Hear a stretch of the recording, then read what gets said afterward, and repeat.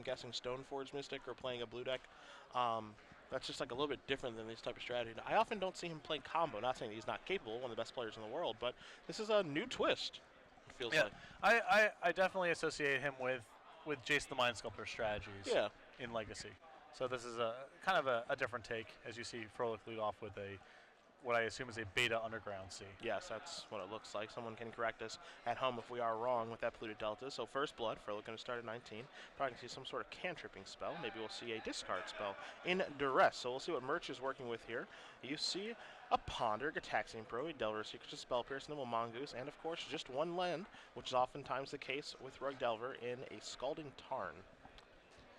And this is a pretty stock opening hand for a Rug Delver deck. You have a mixture of threats and disruption and some cantripping, which is the core strategy behind the deck. Froehlich takes the Ponder, and Murch draws a Spell Pierce.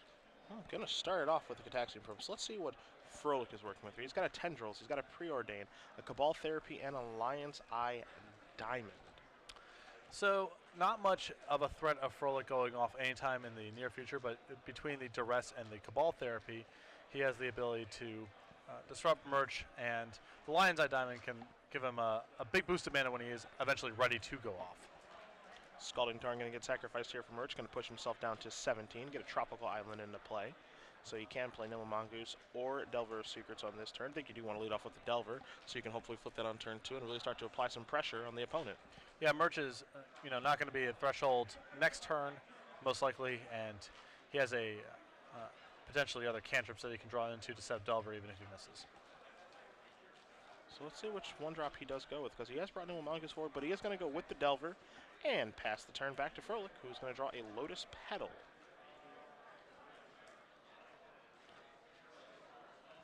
So I assume we are going to be leading off this turn. Cantrip.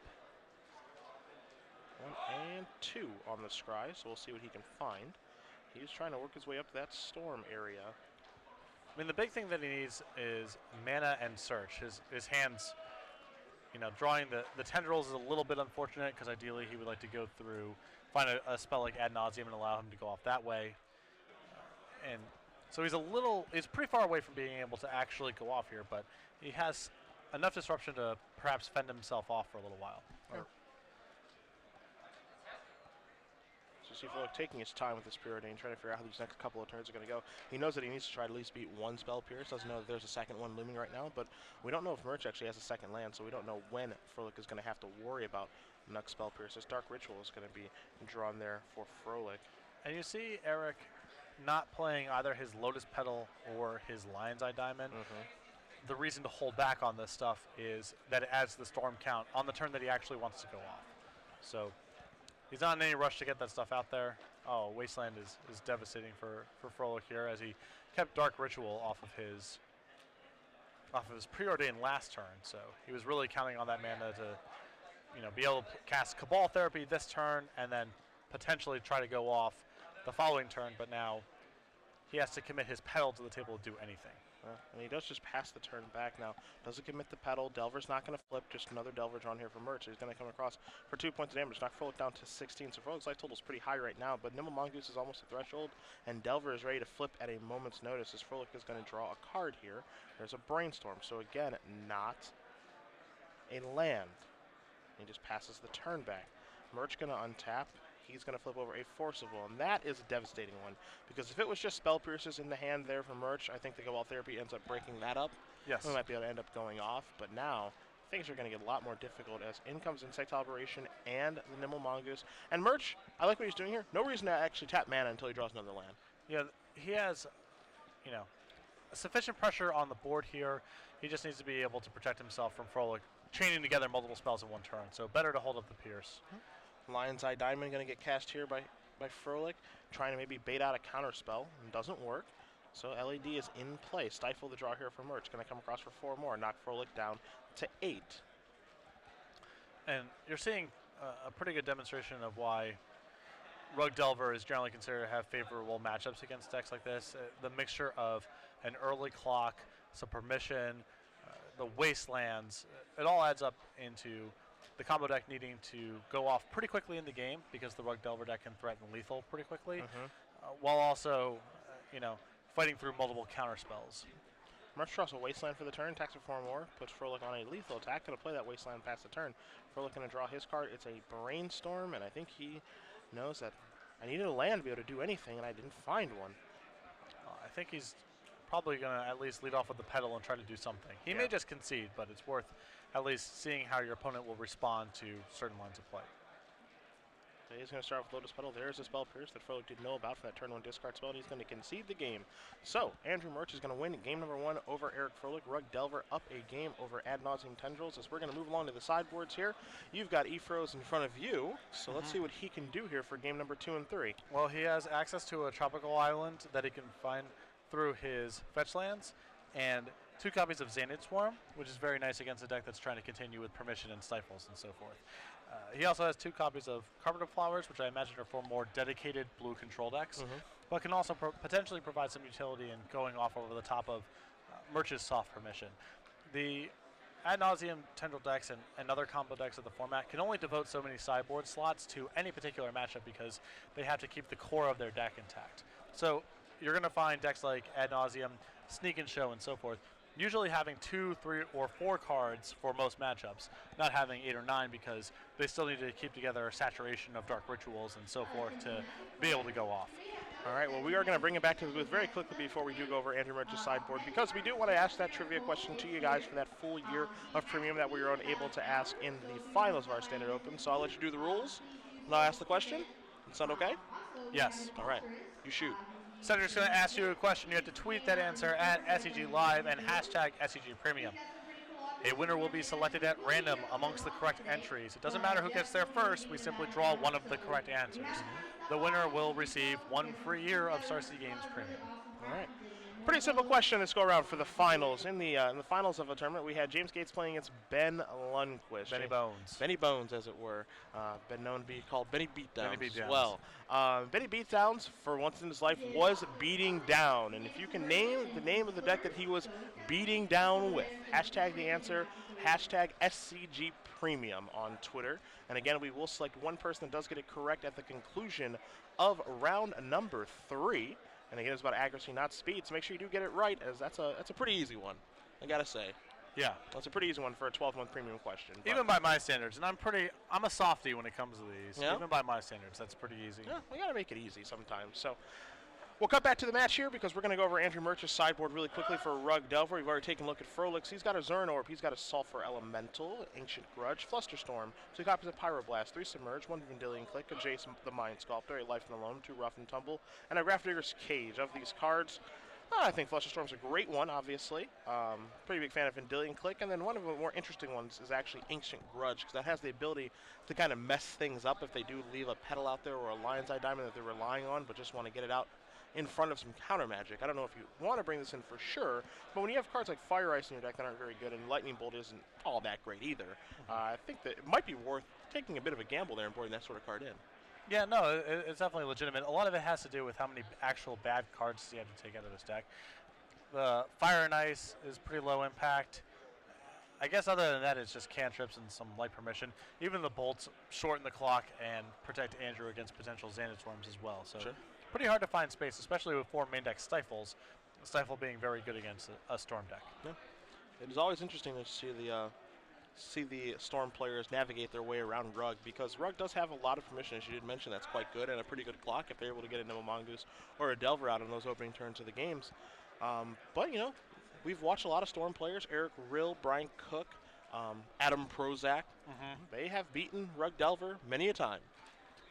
I would say Adam Prozac has probably the deepest highlight reel of any Storm player in the SCG archives. A lot of memorable matches. See, both players are going to take a look at their 7 cards here. Froehlich going to be on the play, as he did lose game 1 to Murch in his Rug Delver deck. He says, I'm going to keep, and Murch says, I am not. So down to 6 we shall go. Yep. And Mulligan's not the most disastrous thing for Rug, as they have a lot of tools to find functional hands, a lot of selection, don't really require that much mana to get going. The Ad Nauseam deck, on the other hand, Mulligan's much worse, as it's about assembling a critical mass of spells. Yeah.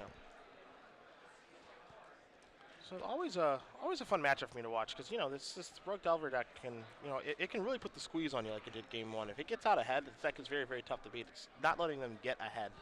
That is the hard part. No, I mean I play a lot of Burn in Legacy, as you know. Burn is sort of a storm deck where you're trying to chain together the spells over multiple turns, and a lot of the how difficult is it to play against Rug? A lot of that is how much pressure are they applying on you early. The more they compress the game, the more that you have to play in their soft permission, the more they spend their early turns sort of spinning around with cantrips and such, the more you can take your time and care less about Spell Pierce and so forth.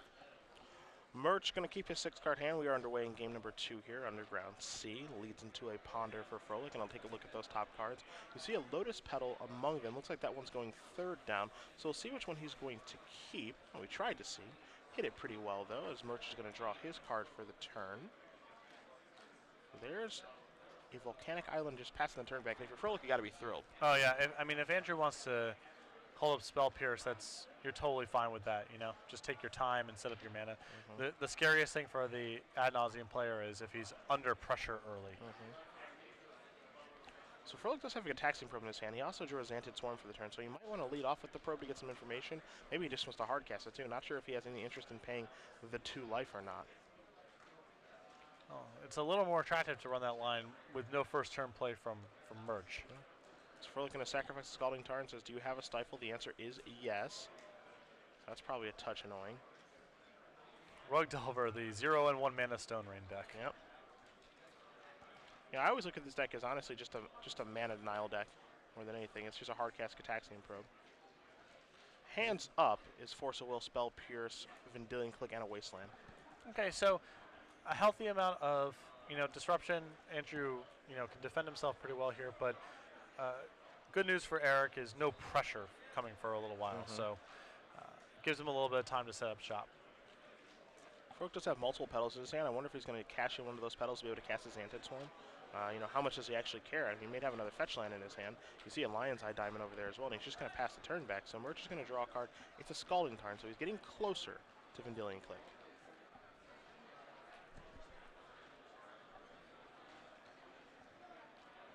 There's a Wasteland. I wonder if he's going to fire this off.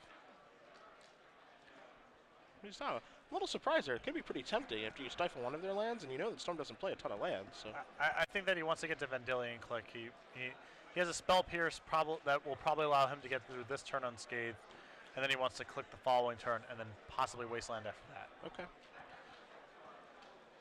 And there is, looks like a Polluted Delta. It is, but I'm not sure if he wants to play it or not. The Wasteland play is very greedy if Froehlich can generate another land. Yeah. Because then the rest of your hand is just, basically you're just on a Force of Will. And there's a Lotus Petal. Looks like he might be trying to bait out a counter spell here. Here's a Duress. That Spell Pierce can pay for. Alright, so there's the hand. I'm going to show you the Scalding Tarn again. That's the draw. It looks like it's Spell Pierce, Vendilion Click, Force of Will, and a mystery card. I think it's actually just double Spell Pierce. Yeah, it's 2 pierces and a click. So Froehlich is going to sacrifice that Misty Rainforest, knowing it's safe to do so. Going to get a Tropical Island so he can pay the green mana for a Xantid Swarm, the Busy Bee. Yes. I wonder if that Tropical Island feels suitably ashamed next to that, the Beta, really ugly the Beta Underground. Yeah, not good. So Froehlich going to pass the turn back here. Murch draws his card. It's another Scalding Tarn. So he is in Vendilion Click range, but now he's got to be a little bit scared here because that Xantid Swarm. Going to sacrifice that Scalding Tarn, go down to 19, will Murch. His Xantid Swarm is just an attack trigger. It doesn't actually have to be unblocked or anything like that. So even with a Vendilion Click back to block, Froehlich gets one clean shot at this if he can go off. Yeah. See Huey Jensen walking by. He's got the match slip in his hand. Sneak and Show is 3-0. If you're a fan of Baby Huey. And who isn't? Yeah. Infernal Tutor the draw step here for Froehlich. I don't know if we're inside of Froehlich's draw step or if Andrew is debating. Although it appears that he's just letting Froehlich go here. Underground see the land that is played for the turn. We'll see if the Swarm wants to get on in there.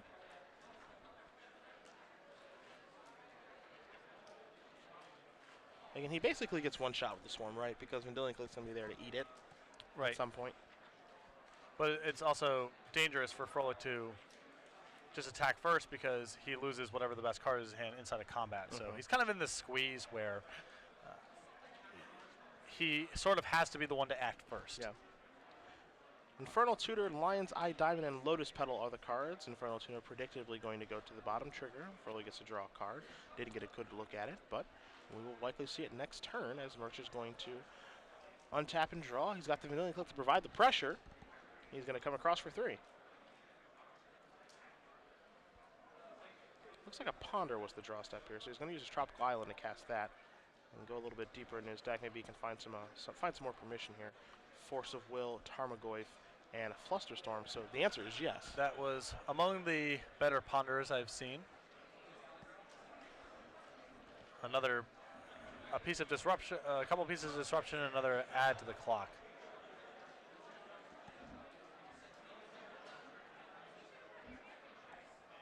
All right, Ponder takes the Force of Will.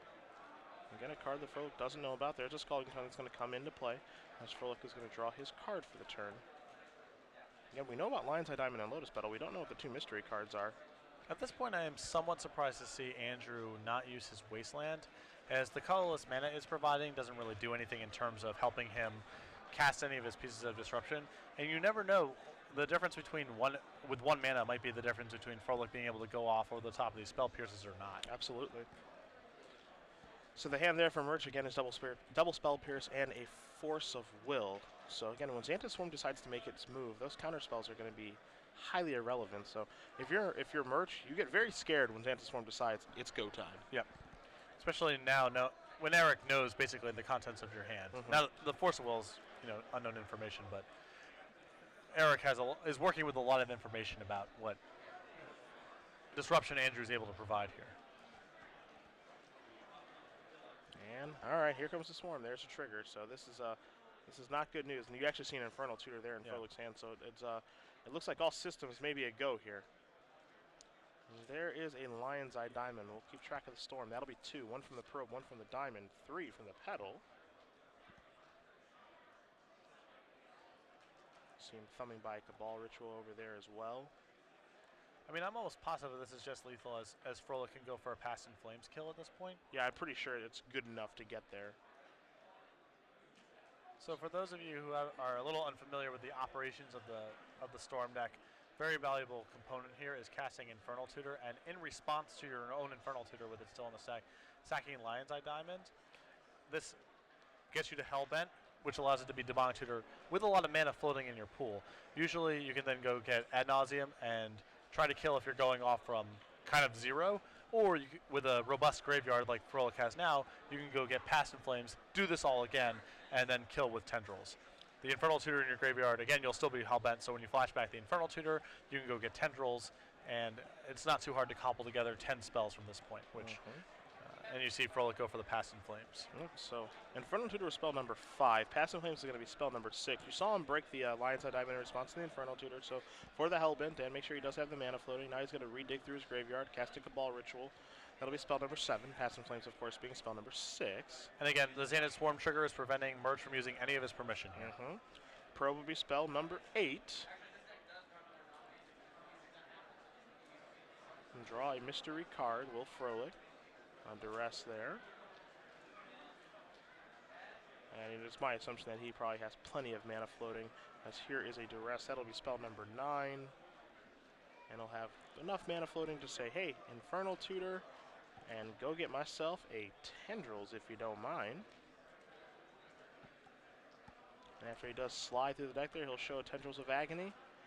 Murch, with all those Storm copies, says that's it and that's all. Let's play a third game if you don't mind. So, Ad Nauseam Tendril is going to even it up against Rug Delver. And you see the power of Xanthous Swarm in sideboarded games. Yeah, it's what's really an interesting thing to me about decks like Ant and Steak and Show is in sideboarded games, they're often pretty robust against a single line of disruption. Sure. They have cards that can be, if you're all on counter spells, they have cards like Xanthous Swarm.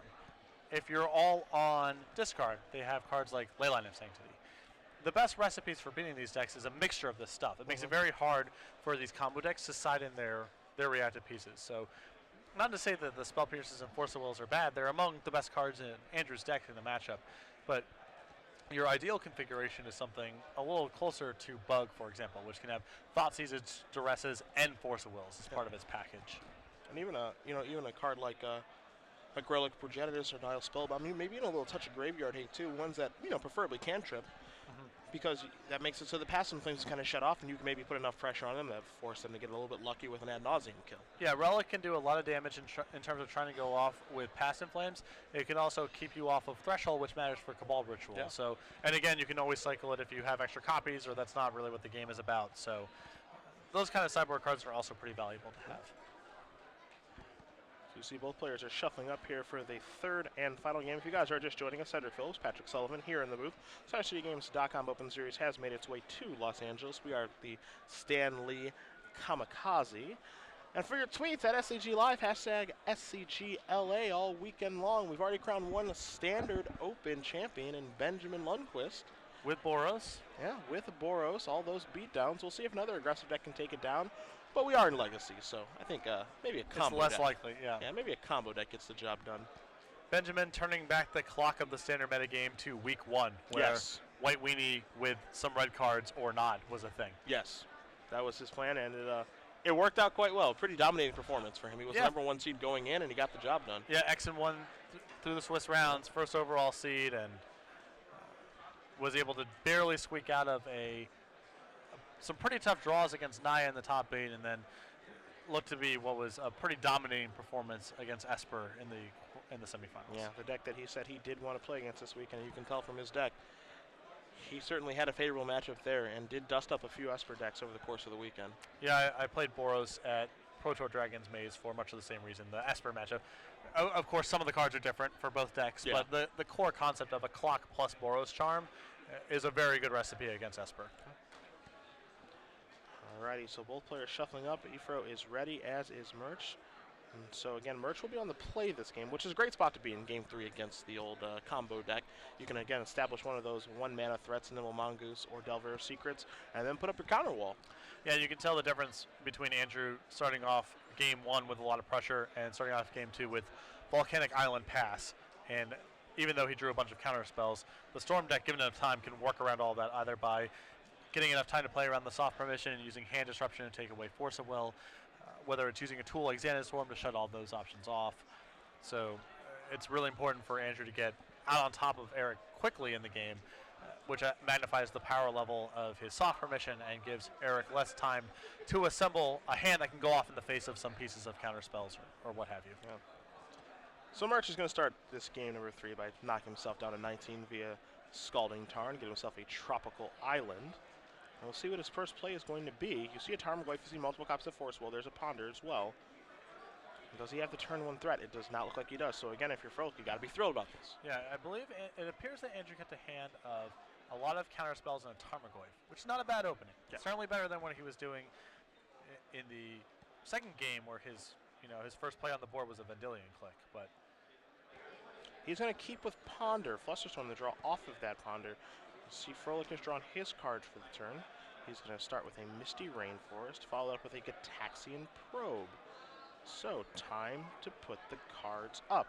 You see 2 Force of Wills, a Flusterstorm, a Scalding Tarn, a Tarmogoyf, and what looks to be a Wasteland on the edge. Attention, two-headed giant players. so again, a hand that's a little bit soft to Xana's Swarm potentially, and a little bit soft to Cabal Therapy, but otherwise a lot of tools. You saw Froehlich take a quick look at Flusterstorm there too. The Commander card. Yes. Yeah, that Commander Storm counterspell, which only does counter instants and sorceries, does not counter everything. Right. It is not just better Spell Pierce. Yeah. Misty Rainforest. Gonna get sacrificed here for Froehlich after Gataxian Probe. He's gonna search up just a basic island, does not want to get wastelanded. Yep. Gataxian Probe is an incredibly powerful magic card, and I'm surprised as few decks in Legacy incorporated as they do. The information, the cantripping, filling up your graveyard, you're seeing both these decks take very good use of it. Yeah. Ponder time for Ifro. He knows now, all right, I got to be 2 Force Wills. That's the big deal. So Cabal Therapy, if you're in there, I could use you. Xanthid Swarm, if you're there, I don't mind you either. He also knows he's playing against Wasteland, so he's able to search out an island with his first fetch land. These are all small things, but when the cost of playing a Taxiing Probe is so low, all these little edges add up. Shuffle with the Ponder is what Efro's going to do. We'll see what the mystery card will be momentarily for the Storm player. Looks like probably on the next turn, Murch is going to want to, I think that Murch would want to drop down that Tarmogoyf so you can, again, get a clock on the table. Because the longer you wait, the happier you are if you're a Storm guy. Yeah, you certainly cannot just play draw go all day long and sit behind your wall of counter spells. That is, Andrew did that to some extent in the second game, and Froehlich was able to pretty easily work around that. Skull in turn gets sacrificed, going to knock Murch down to 18. He's going to go get a Volcanic Island, so he does have all of his colors for his 3-color deck. And it's time to deploy a Tarmogoyf, which currently is sitting as a 2/3 due to sorcery and land in the graveyard. We will get our Tarmogoyf die for you guys there at home, so we can keep track of just how big that Lurgoyf is.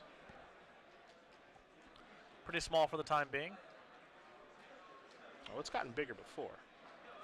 Andrew, I wouldn't be surprised if next turn if he just fires off a lightning bolt. If Eric doesn't do anything in particular. Yeah, might as well get this in the graveyard and 3 more points of damage. We're looking to search up a swamp now.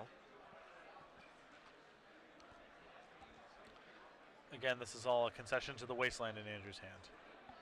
Now, I know you are a kind of a land enthusiast. How do you feel about this land? The betas? Those are the betas for Big fan. Big Classic. Fan of those. I actually use that swamp as my swamp of choice. Just horribly ugly. There's a lot of history in that swamp. So we see Eric leading off with an Infernal Tutor. He does not have to he does not have to reveal the card in question until it resolves. Okay.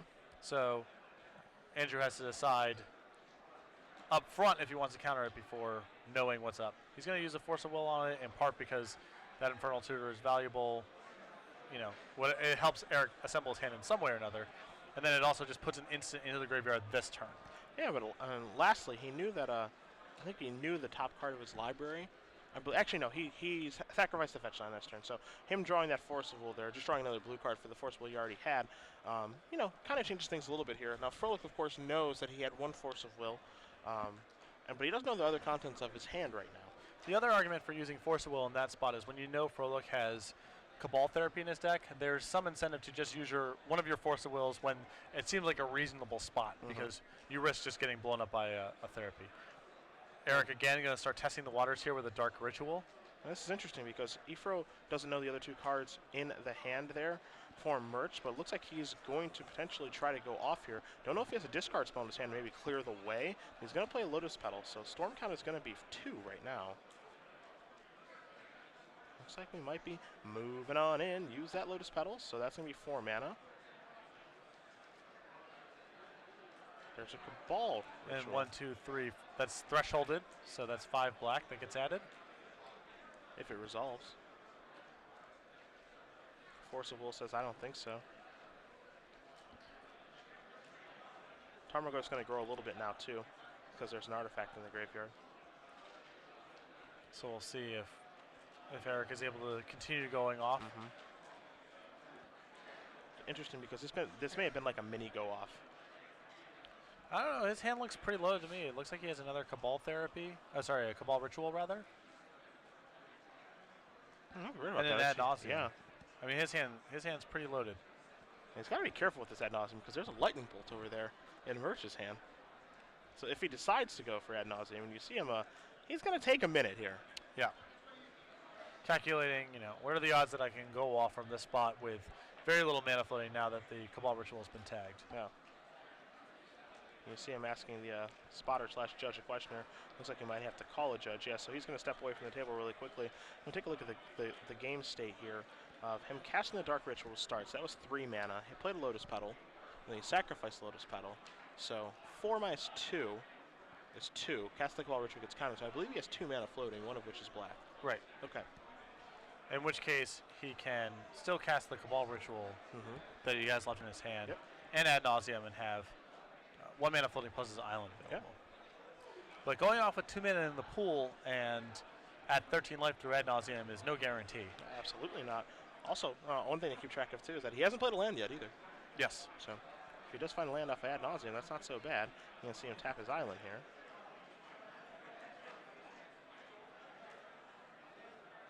See what else he's got up his sleeve.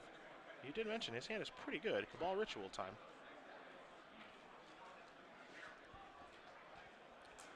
So that's going to be thresholded, so that's going to be 5 black. And I think the thing that he's thinking about here, so now he has 7 mana in his pool.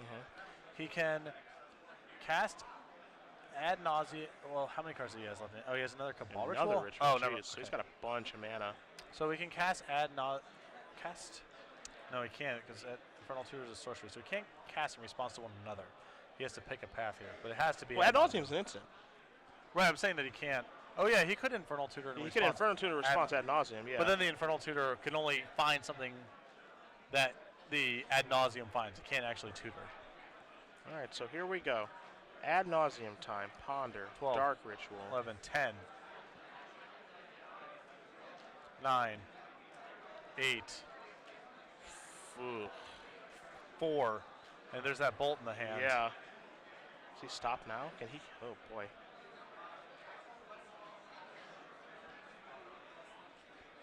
I don't know if he has red mana floating or not. That's a big question. Yeah, it would have to be through the. It would have to be through the pedal. Yeah, and we'll find out exactly how much mana he does have floating too. We'll ask our spotter down there if he's keeping track. That's a pretty unlucky set of flips for Not the best. Basically, no mana got flipped up. Not even a land. He has 3 black, 1 red floating.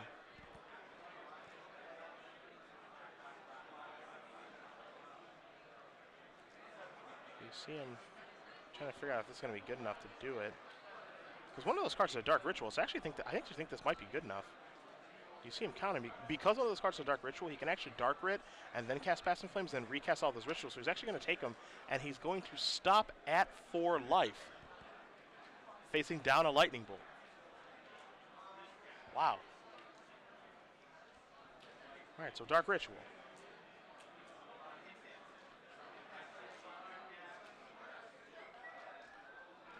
So that's going to be plus 2 mana, so that's going to be 6 total. 5 black, 1 red. There's your Past in Flames. So we have Yawgmoth's Will for spells online. 2 black floating. Dark Rit, plus 2. 4.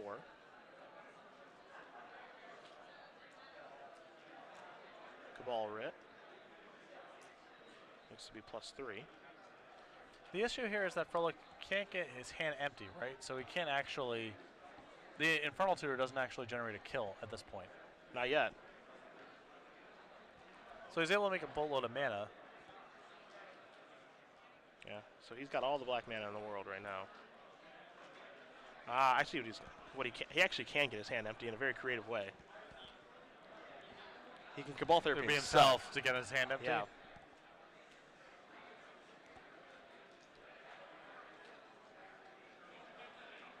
Yeah, so he says, all right, Cabal Therapy. Target, pretty sure target me. He says, okay, he's going to target him. All right, so get your lightning, get Lightning Bolt. And he said, okay, I was going to target myself, not you. Okay. Yeah. Cabal Therapy myself, named Ponder. Cast Inferno Tutor, go get Tendrils and kill you. That's insane. That is some insane sequencing. That is insane. Wow. Tendrils you. That was a very, very well played game. Eric Froehlich wins this match 2-1 over Andrew Murch. Ad nauseum Tendrils defeating Rug Delver and showing you that you got to be pretty skilled to play this deck. No,